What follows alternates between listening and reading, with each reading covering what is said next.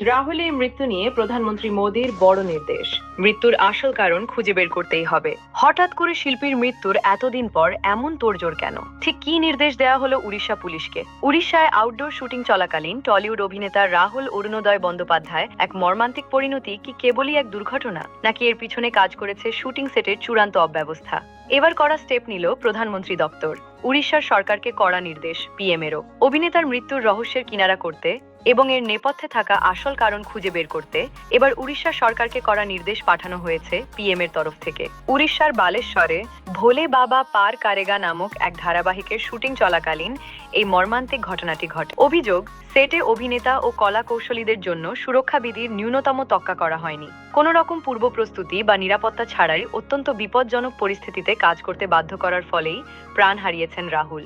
এই ঘটনা সামনে আসতে এই টলিপাড়ায় তোলপাড় শুরু হয়। এরপরই দোষীদের দৃষ্টান্তমূলক শাস্তিতে কোমর বেঁধে সুরেশ শ্যামলাল গুপ্ত সরাসরি এই বিষয়ে একটি বিস্তারিত পত্র জমা দেন প্রধানমন্ত্রী দপ্তরে। টুইট অনুযায়ী সরকারি অভিযোগ নিষ্পত্তির ব্যবস্থার মাধ্যমে জমা পড়ে এই আবেদনটিকে অত্যন্ত গুরুত্বের সঙ্গে বিবেচনা করেছেন পিএম। দিল্লির তরফ থেকে গ্রিন সিগন্যাল মিলার পরেই উড়িষ্যার মুখ্যমন্ত্রীর দপ্তরে এবং রাজ্যের মুখ্য সচিবের কাছে এই সংক্রান্ত জরুরি ফাইল পাঠানো হয়। কেন্দ্রের করা নির্দেশের পর উড়িষ্যার প্রশাসনও আর কোনো রকম সময় নষ্ট করতে চাইছে না।